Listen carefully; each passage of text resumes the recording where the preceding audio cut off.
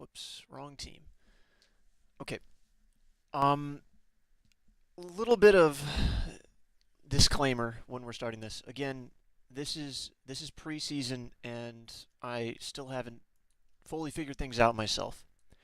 So things that I still can focus on that are still the same are things like jungle timers, what you should be doing between waves, good places to ward, when you can think about roaming, and things like that. Wind conditions I'm a little less comfortable with right now, but it's something that I always try and talk about whenever starting a game, so I'm going to attempt that. So wind conditions is something that you should be thinking about whenever you start a game. Every game, you have something slightly different you need to be focusing on. And it could be something as simple as one of their team's win conditions is they could cheese you early with Blitzcrank. That's something that's simple, it's early, it's a win condition, right? So what do you do to respond to this is you make sure you get out here early, which you do, and your team's mostly in position to stop this. But you guys ignore this, which I actually really don't like it whenever you don't have proper vision everywhere. There's not a whole lot you could have done about this because I wouldn't have walked all of this distance myself. But anyways, it's still a win condition, so it's something you should be thinking about. That's just my example win condition to start this off. But whenever you're looking into win conditions, you want to look into what your team has, what strengths it has, and their team and what strengths their team has. So your team has Aatrox, which I honestly don't know a whole lot of what Aatrox does. Rengar, who is a pretty strong assassin right now, and he's going to be wanting to kind of be between fights. So what this means is the three of you are probably going to be grouped. Aatrox is probably going to be on the side, and Rengar is probably going to be looking between these two fights. So what that means is you need to make sure that the Aatrox is strong enough to be by himself, or you need to make sure that the three of you are strong enough to be by yourselves. And if you're looking at their team, okay, Riven is a very snowball-heavy champion. Warwick has a lot of engage, and then the other three are pretty much all pick assassins. They're going to force you to take fights.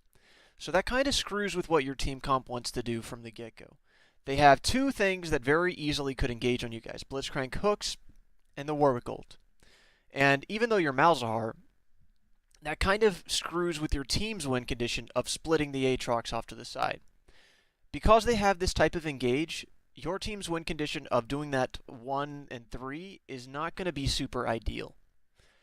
So then how do you change that?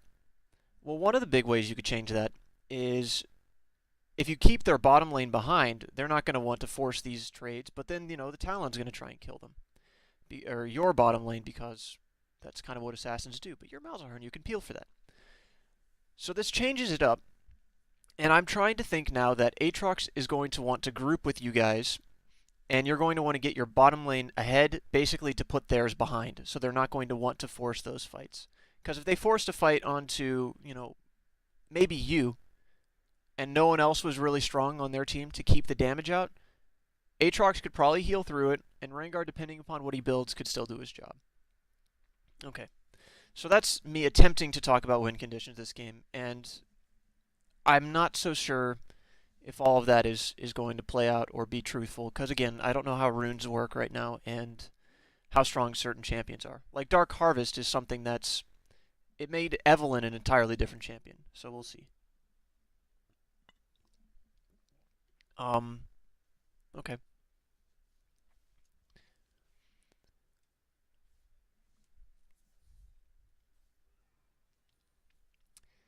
And right now I'm just watching your early lane to see if there's any problem with like positioning or, wave management. Uh, but during this time, I'll talk to you a little bit about what you can be doing to think about the jungle and what you could be doing to think about where you should be warding and where you could die from things. So come around 3 minutes, the jungler's standard clear ends them up right around here at 3 minutes. And you're just going through your merry lane, and you're watching this clock, right? You're not doing anything really bad or anything. So ignore this, and 3 minutes is hitting, right? 3 minutes just hit right now. Rengar just cleared this. You're really low. Talon went this way. Warwick very, very clearly just finished this camp too, right? And he's over here right now. What you should be trying to do whenever you're predicting where the jungler is going to be is making sure you're either safe by having an early ward out here or playing to the other side of the lane. And this isn't intentional for you to be playing on this side of the lane because you kind of were just running away over here. But that's the secondary thing you could be doing. Alright, so this is actually a problem. I was talking too much about jungle timers, but right here, so one of the ways you know when it's a good time to trade is by watching cooldowns. And that's not just enemy cooldowns, but that's knowing your cooldowns. So what you do over here is you blow all of your cooldowns. All of your cooldowns are down, even your voidlings. And you step back up into him. This is not smart at all. Because you just used all of your abilities, all of your damage, and then you go right next to him. And he still has everything. So you give yourself this trade. You give him this trade. All of this damage that you take here is because you are not respecting that you just used all of your abilities. And then you try and chase him down because your abilities are up again, but it's too late because he backs off. That's what you're supposed to do when you use your abilities. And now you're actually pushing up to the wrong side of the map. Because remember I just warned you about the Warwick and you're coming up here? Okay. Yeah, he's dead. You don't need to check that. Another thing that you want to think about is if you'll make it to a fight in time. That's a very big thing, and you were not going to make it to this fight in time. However, at this situation, you didn't really have anything better to do. You were kind of... because you should recall here, if anything. Yeah. Okay. And you're trying to push another wave. You don't have mana to be doing this. See, now you're just zoning yourself off the creeps.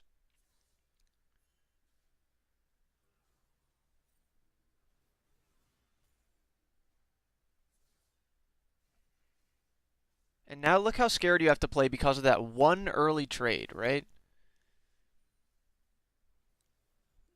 Actually, most of the reason is probably just because you don't have any mana. Which means you're not managing your resources very well. And then you step up again. Do you see how you're doing this? This is a consistent thing. You just blow your abilities. You don't have your abilities, and then you see him walking to you, and you don't respect it. You know, whenever you're playing against a Caitlyn bottom lane, right? And you're playing someone a shorter range than them. And like Caitlyn auto attacks you, and then you're trying to trade back, so you start walking to the Caitlyn to auto attack the Caitlyn, but then the Caitlyn just turns around and starts walking away, so you eventually give up and you turn away, then the Caitlyn auto attacks you again because she's still within her range, but you're not within your range. That's what you should be thinking about. The entire lane, every champion, and everything you can do for that. What you are doing is you're not respecting any of his abilities. You're not respecting what he's going to... like, he's walking up to you, and you just let it happen consistently. This is the second time. The first time you forced it, but this time you just let him walk up to you. And you, again, do not have your abilities.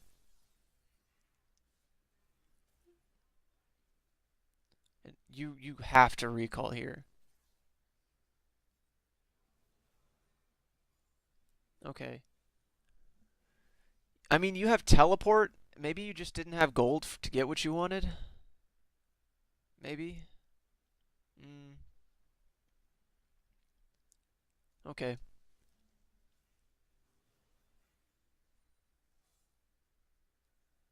Okay. To go a little bit more into jungle tracking, this ward over here is, I mean, it's going to probably pay off. I'm not saying this is a bad ward, but where you should be expecting the jungler to be, like a season ago or something like that, they added these cheater marks on the minimap. It tells you when the jungler is going to start playing to this side of the map.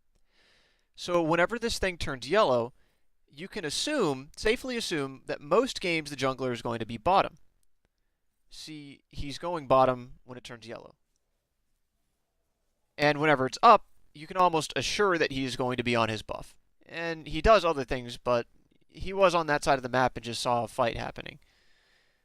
So whenever you ward over here, this isn't necessarily like something. I'm going to go back and see why you died because I was not paying attention to that. But you're not going to get use out of this ward for the next probably 2 minutes. And all of that time, Talon could be walking down here. And if you're trying to set up to prevent his roams, that's not necessarily good because he can be going over terrain, right? And if you're trying to set yourself up to roam, I actually don't know. Again, I don't really know this matchup, so maybe ganking for the Riven would be a good idea, but maybe ganking bottom lane would be a good idea, because I was just telling you getting the Twitch and Blitz behind would be a good idea. Something else, once you hit 6, recalling and making sure you have mana, so that way you can get off a free gank, is really important. So, okay, well,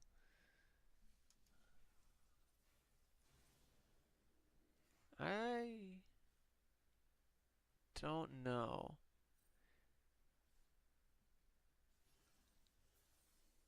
Yeah, I'm not so sure if there was anything you could have done to prevent that, because he ulted right away, but you walk back in to get ignited. Um, could have done something about that part at least. Uh, Whenever you have that low health, you can't stick around. I've seen you with low resources, low health, and low mana trying to stay in lane for a very long time. That's not a good idea, especially since you took teleport. You should have used that earlier. And then your wave was already pushed into his tower and you decide to teleport back. That's not using your teleport efficiently. Whenever the wave is bouncing against the turret, that is the most efficient time to recall normally.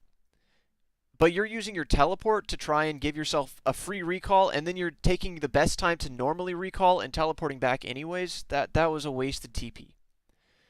Um, and then you go back into this fight, not respecting his cooldowns, not respecting his range. The first part, I don't think they could have done too much about that. I wouldn't have expected him to just ult right away and come in on you.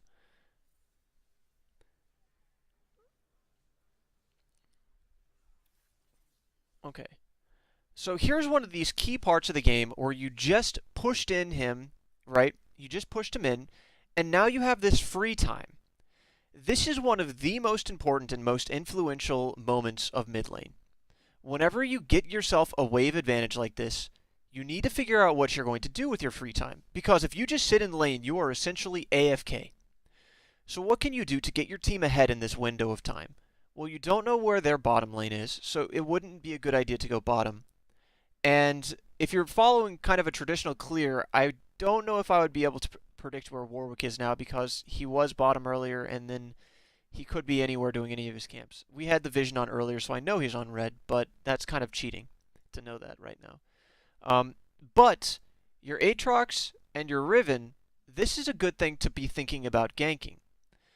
You have this free time. Talon's not going to be able to follow you right now, and you can go and create your pressure. You even have this pink ward. And you're sitting in lane. This is a very bad thing that a lot of people do. Whenever you just sit in lane and wait for the wave to come back to you, you're just waiting for your team to carry you. And I don't mean that to say it in a mean way. But what this means, whenever you're just pushing and clearing waves, you're waiting for something to happen down here and for them to get kills. You're waiting for yourself to get items while letting the enemy get items. And you're waiting for just something to happen up here. Whenever you create time and you do nothing with it, you're just waiting for the game to prolong. And then that means that you're not extending any lead for yourself. You're just waiting in hopes that you're going to get something later. But you're letting them have that same opportunity. They can just wait to get something later. And if you look at the score, they're winning this waiting game right now. They're doing much better than your team. Not a whole lot, but they are doing better. So what are you doing right now with this time that you create? You're just waiting for the minions to come back, and then you push out again. And are you gonna wait? That's okay. This is a redundant ward. If you think that you need to ward over here, don't put your pink ward here to begin with. This ward that you see right here, if you were to place a pink ward here, you would see most of these ganks. And if you put a pink ward over in this bush, right, the one that's by Baron, you would probably catch a whole lot more.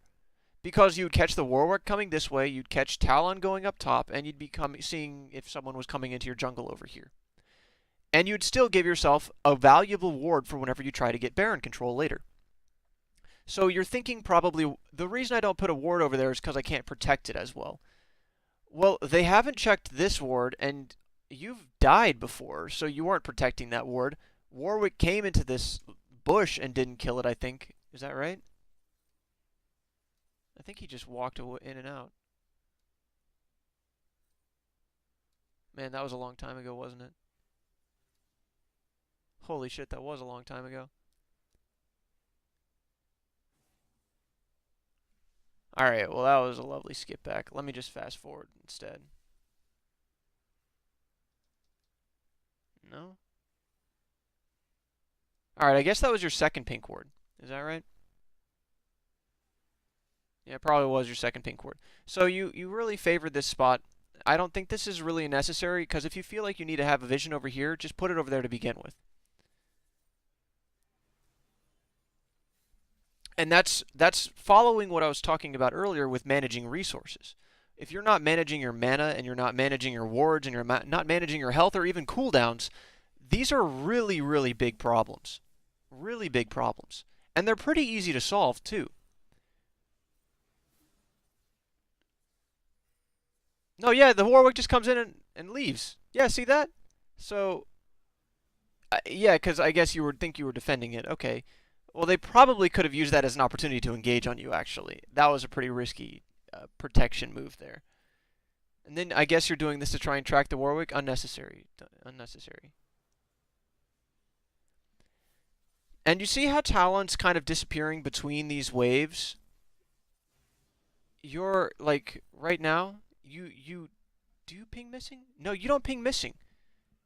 You're not pinging missing right now, and that's a really big problem too. Because an assassin like this, a hyper-mobile roaming assassin, you let leave lane and you don't notify your team.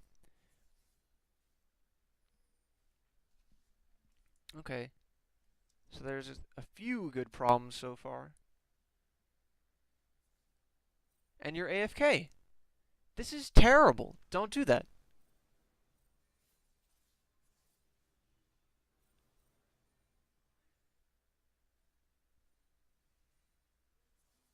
There's... Do you have an important item to get? You don't buy anything. Why did you recall there? You were full health and full... There was no reason to recall. Use that time to do something else. You didn't buy anything important. You could have roamed top lane and gotten a kill. And, okay, I do know that you were mentioning, like, you felt like you needed to work on your roaming. You did mention that in your little blurb. Well, it seems like it's just not even part of your thought process. Because whenever you create these windows of time, you don't do anything with them at all. And those are your opportunities to roam. You had enough time to recall and walk back to lane. And you didn't buy anything important. So you know what that means you could have done? You could have walked up here. And you would have had Rengar to help you. That would have been a guaranteed kill on this Riven. And instead, you're just letting your team slowly slip away and just wave clearing. And, I mean, Malzahar is a really good champion, but it's not that he outscales people. He doesn't outscale people. Talon could probably, scale better, in fact, than Malzahar. So you need to be looking to use your ultimate and get these free kills, which this is a free kill in that earlier situation. And you don't even, I don't know about bottom lane. You guys have actually been like pushing them in pretty consistently bottom lane. At least I think you have. Maybe not. Yeah, not right now at least. But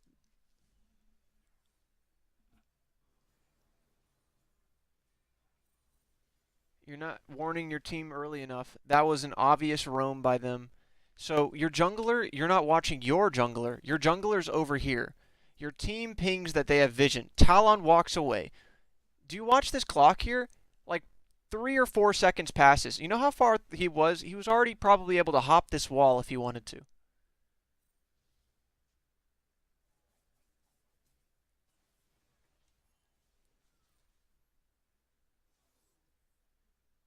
Okay. And there was no reason to try and show up to that as late as you were. You could punish roams by trying to take towers. And do you see how Talon's backing now? You would have had probably like 25 seconds on this turret. Are you going to auto-attack it? You better. You're not auto-attacking it. Auto-attack the turret. What are you doing? Alright, so now you're looking for a roam down here. Okay, this is a pretty good idea. That was a pretty good roam. You did back off at a good time from this because Talon was coming back, but you should have auto-attacked it a couple of times. That's easy to do, and chips like that onto turrets can add up. Okay, let me just turn back to our vision, right? So let's actually go back and talk about that roam that you just did, right? So whenever you roam bottom over here, what do you think happened here to let you roam? Well, a couple of things happened. You got this wave into the turret, which was all you really needed if you planned on roaming, right? You looked at the minimap and you saw these guys were really far extended. That's all that you needed. Those are the two things you look for. Wave going into turret, someone's extended. And remember how I said you only needed one wave to start going down there? You would not have saved this guy's life. So I'm not saying that. But you, in another world, you might have been able to be that second difference, right? Because now whenever you get to this lane, Misfortune isn't even going to try and help you. The fight's already over. You were lucky, actually, that the Rengar was here, because they might have been able to turn this on you. And by might, I mean, like, the Twitch, maybe, in another world. Not in this world. And then you start going back to lane, and you see Talon, so it's completely safe. You're giving him a little more respect now, I see. Now walking through the bushes. Oh, nope, not enough respect, though. Let's see what you do.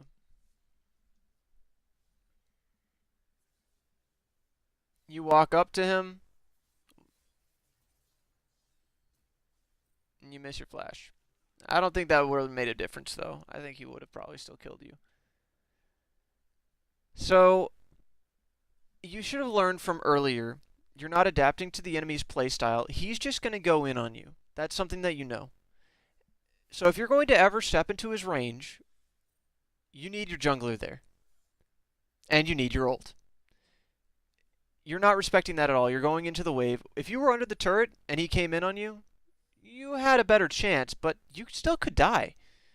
And one of the major reasons is because you're not building to be fighting an assassin. I think that in a situation like this, you should be getting Roa first. And that's just because it's going to help you with your mana problems, and it's going to make it so he can't burst you as easily. It's going to give you that health that you need, and it's a pretty damn good item. It is. In a lot of lanes where someone can go in on you and kill you, it's a really good item. And their team is full AD, so then if you build some armor later, it has really cost-effective, it makes your health really cost-effective. And you teleport back to lane. That was an okay teleport.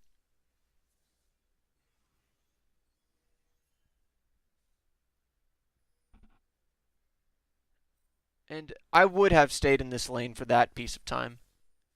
Pushed it out, and now you look to do something else, right? You see the Warwick over here. Move your pink ward. You don't need both of these wards.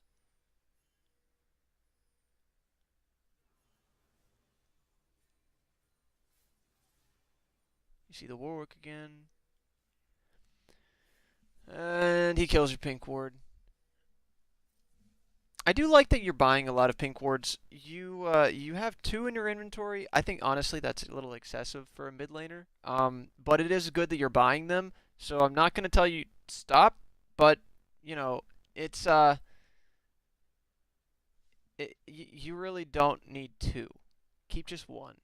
And if you say you had 75 gold, just keep the 75 gold in your pocket, because if you put a pink ward down and it dies immediately, and then you put another pink ward down to replace it, the second pink ward can also die immediately, and it's the same thing.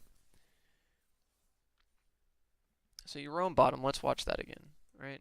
I wasn't paying attention.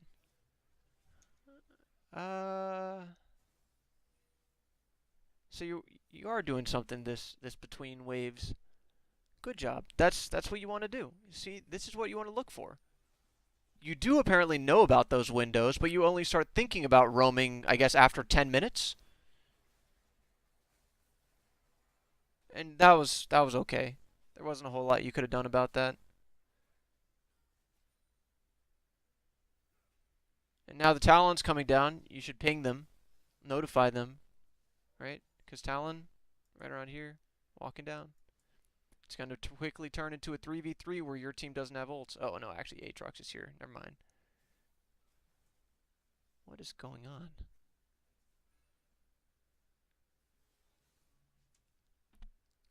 And there's the Talon. What?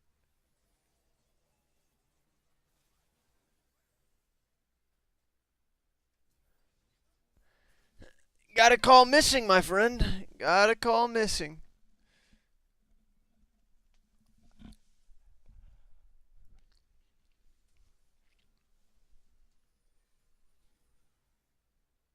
Okay. So what should be thinking right around now, right? Your top tower is dead because the Aatrox probably teleported bottom. That's probably when it died. I wasn't paying a whole lot of attention. Um, but, okay, that opens up Talon to a lot of this map. Opens up the Aatrox to basically being in danger of dying. And your bottom lane is doing meh, and you're doing meh, and your jungler is a little bit behind. You know, a little bit behind. So basically that means that the top side of your map, I would start ignoring right now, honestly. I would get a little vision out over here and start ignoring this because, in my opinion, it's not good to try and stop the bleeding. Don't gank where you're losing. Gank where you're stronger. And you've been trying to do that. A couple of things went wrong in that first gank, but it's not really huge. Like, you got hooked, but, you know, you still were able to ult the Twitch. It's just that that little bit of damage that the Blitz got off, maybe that would have been the difference in you living and dying.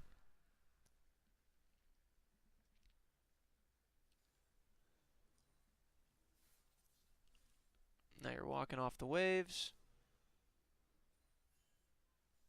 Twitch is here. Should be a free kill. Oh, that wasn't a free kill at all. And you're pushing it in, okay? And going to try and help this.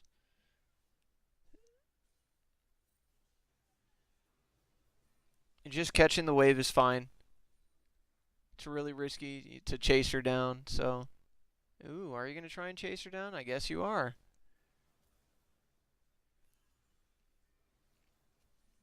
But we see while you're holding that, you lost mid turret. See, that's you chased her down and you didn't get anything. And they got something. And now you're trying to follow the Talon. You lose sight of them. Keep going.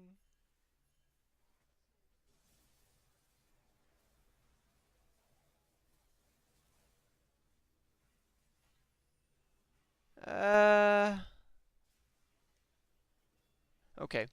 So, the second part of this fight, I don't know what your cooldowns are exactly, because I don't play a whole lot of Malzahar, I'll admit that. But I think that... So right around here, you're trying to stay out of range, right? That's your thought process. You don't want anyone to kill you. Well, this guy probably isn't going to get to you as long as you don't get in melee range, and these guys are really far away, but you're playing super duper scared. Super duper scared. And you don't even get your Q off because of how far back you are. And do you see how close this guy gets? If you were a little bit closer to that, you could have probably picked up the Warwick. Because you weren't watching the positioning of these other two guys, you felt like you were going to die if you stepped up that little bit.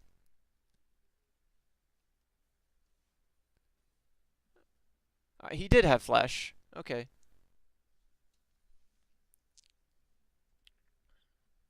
You right. I still think I would have stepped up a little bit there. But then again, I probably would have died too then.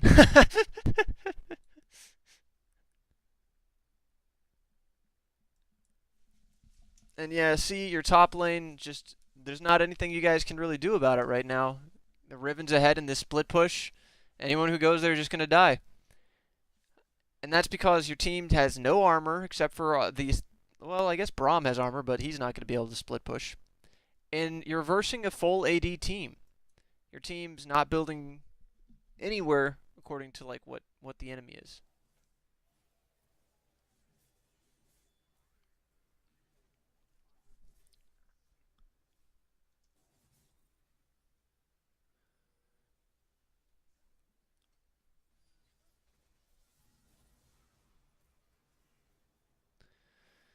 Okay.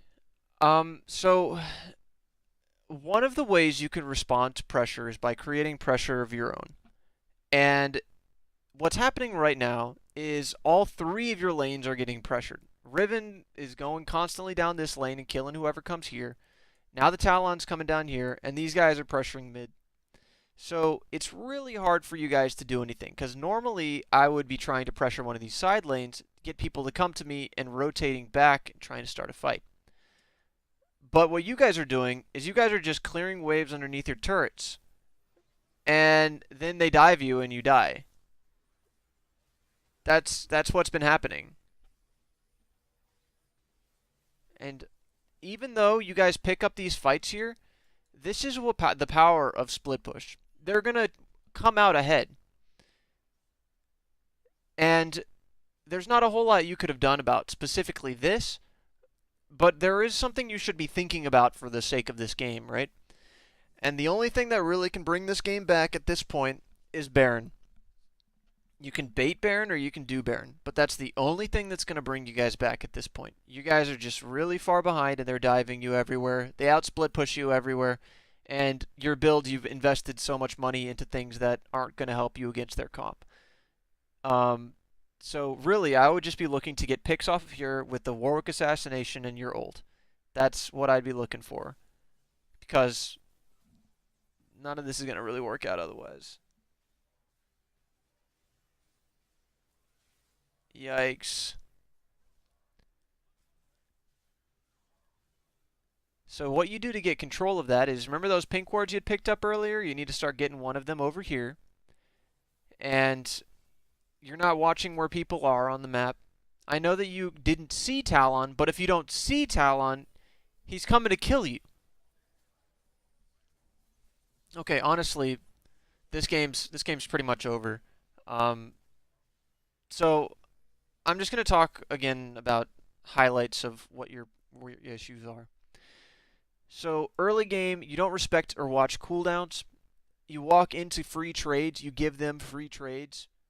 Uh, the Talon range, I actually didn't expect him to kill you the first time, and admittedly not really the second time either, but the second time you should have known he was going to play hyper aggressive and adapted to that. You would have walked around this way instead and waited under your tower. Not saying that would have kept you alive, but it's a little bit smarter and safer all the same. You don't manage your mana resources or your health resources very well. And by your health resources, I mean you're staying in lane too long and it's scary.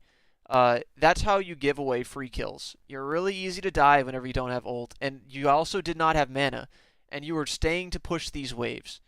You have some redundant wards. It's not huge, but it's something that's pretty easy to just move your ward over. If you felt like you needed something over here, just try putting one over there, and you'll see that it's pretty comfortably the same amount of vision, more or less. And it helps you for later whenever you're trying to set up for Baron. Uh, you also are not doing anything between waves. Whenever you push out a wave, that is your window to go throughout the map and make things happen.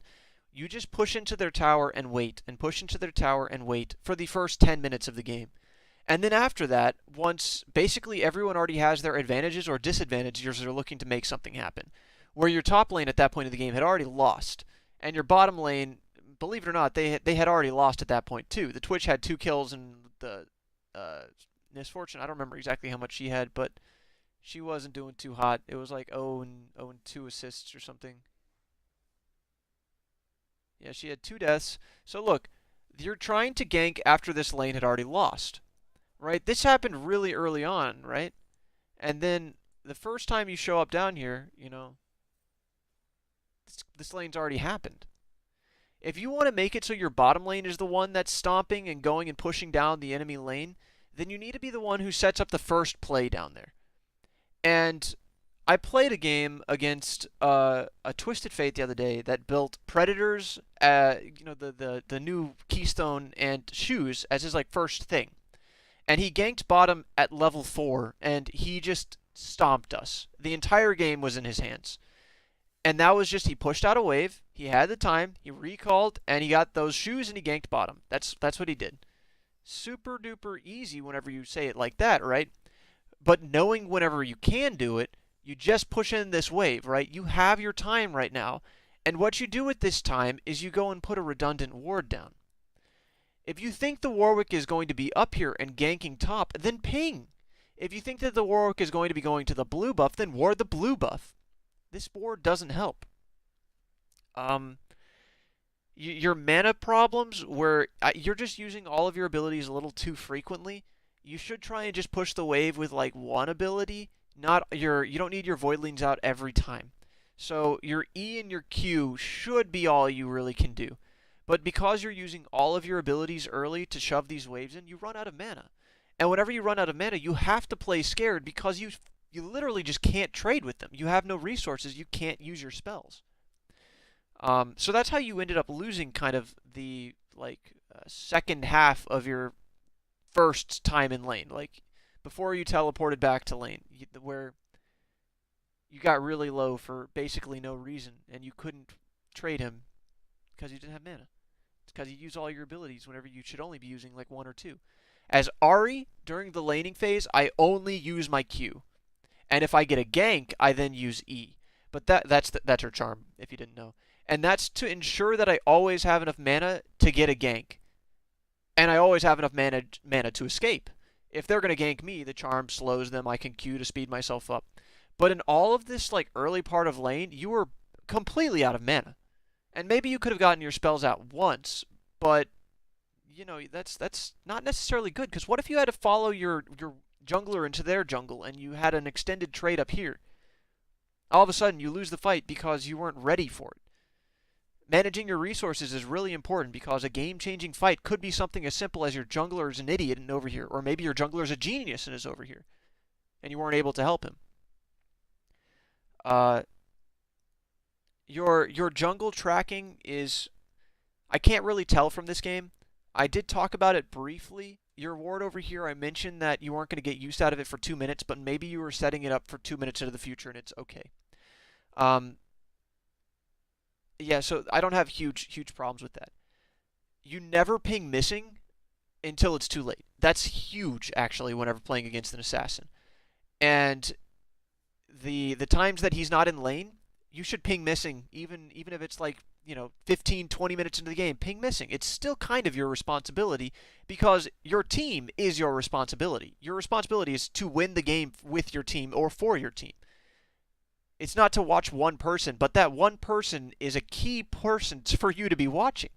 He can kill like pretty much anyone on your team. So whenever you don't see him on the map and he goes missing, ping. It's easy. Also, whenever you hit 6 as Malzahar, you should start asking for your jungler to gank for you. This is a little bit reliant on your team, but it's not as reliant on your team as you think. People generally do respond to calls. As long as you haven't fed yet, as long as you haven't fed, they'll generally respond to your calls. And in my opinion, if you believe you deserve to climb, you should be making calls. Because you are, in this opinion, in this logic, better than the people you are playing with, so lead them to victory. If you're mechanically great, well, that'll only get you too high. I think that just being like good mechanically can get you to pretty high gold, but I see a lot of people who are mechanically better than me that are in gold but lose games because they're not doing the right things. Like creating these times where you can go and win other lanes, or watching cooldowns for when you can fight, or creating numbers advantages by pinging missing or rotating. I didn't get to talk a whole lot about rotating this game because your team kind of didn't get in a position to. Because you lost early, which isn't your team's fault as only blaming them, that is also your fault because you had times, I pointed them out to go and help your team, and you didn't. So if you're saying top lane lost, this Riven got super fed, and that's why we lost, You had probably the entire first 10 minutes of the game to prevent that from happening. And you didn't. So it is also your fault. Not exclusively your fault, but it is including you in being at fault. Um, so I wasn't really sure about win conditions. I always like to talk about that at the end too, so I'm not really sure if it would have worked to get the Aatrox super far ahead. But it would have at least prevented the Riven from getting super far ahead, right? Lastly, let's talk a little bit about builds. I'm not too certain about builds anymore because of the new changes, but whenever you're playing against an assassin, to be rushing Morellonomicon as someone like Malzahar is pretty risky. I would be thinking Azonia's not necessarily first item, but like including that within your first 20 minutes and Rod of Ages. Because look at their team, it's all AD. That's a really easy read.